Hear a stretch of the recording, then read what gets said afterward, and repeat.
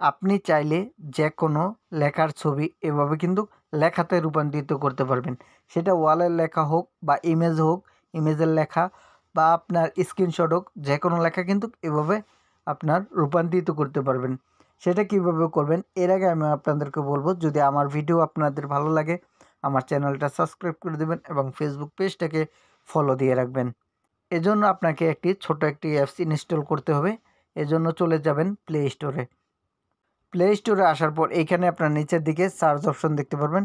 এইখানে আপনার সার্চ অপশনে ক্লিক করে দিবেন। ক্লিক করার পর এইখানে উপরে আপনারা দেখতে পারবেন সার্চ অ্যাপস। এইখানে আপনারা লিখবেন টেক্সট স্ক্যানার। এখানে আপনারা লিখে দিবেন TEXTSCANNER। লেখার পরে আপনারা এইখান থেকে সার্চ অপশনে ক্লিক করে দিবেন। ক্লিক করার পর এখান থেকে আপনারা এই অ্যাপসটি ইনস্টল করে নেবেন। অনেক অ্যাপস আসবে, এখান থেকে আপনারা দেখে নেবেন।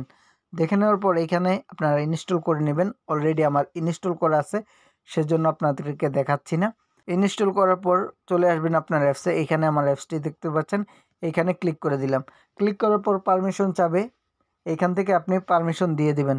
পারমিশন দেওয়ার পর এরকমের আপনার স্ক্যান চলে আসবে। এইখানে ওয়াল থেকে যে কোনো ছবি তুলে বা আপনার পিকচার সরাসরি তুলে কিন্তু এইখানে লেখাটাকে রূপান্তরিত করতে পারবেন। আর যদি আপনার ফোনে কোনো ছবি সেভ থাকে বা স্ক্রিনশট থাকে, সেই ছবি এখানে পাশে দেখতে পাচ্ছেন আইকন, এই আইকনে আপনারা এখান থেকে ক্লিক করে দিবেন। ক্লিক করার পর এখানে আপনার ছবিটা সিলেক্ট করে নেবেন, যে ছবিটা চাচ্ছেন। এখানে আমি ছবি একটি সিলেক্ট করে নিচ্ছি। এখানে আমার এই ছবিটা ধরুন আমি সিলেক্ট করে নিলাম। এখানে আপনি এটাকে ক্রপ করে নেবেন। ক্রপ করার কারণ হচ্ছে পাশের যে লেখাগুলো বা সাইন আপগুলো যেন না আসে।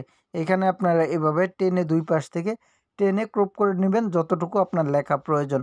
এখান থেকে উপরে আপনি ক্রপ করে নিতে পারবেন। ক্রপ করার পর এখান থেকে আপনারা উপরে দেখতে পাচ্ছেন ক্রপ অপশন রয়েছে। এই ক্রপ অপশনে আপনারা একটি ক্লিক করে দিবেন। ক্লিক করার পর এখানে আপনারা দেখতে পাবেন স্ক্রিন। এইখানে স্ক্রিনে আপনারা একটি ক্লিক করে দিবেন। ক্লিক করার পর এখানে উপরে আপনারা ক্রস চিহ্ন দেখতে পারবেন, এই ক্রস চিহ্ন ক্লিক করে দেবেন।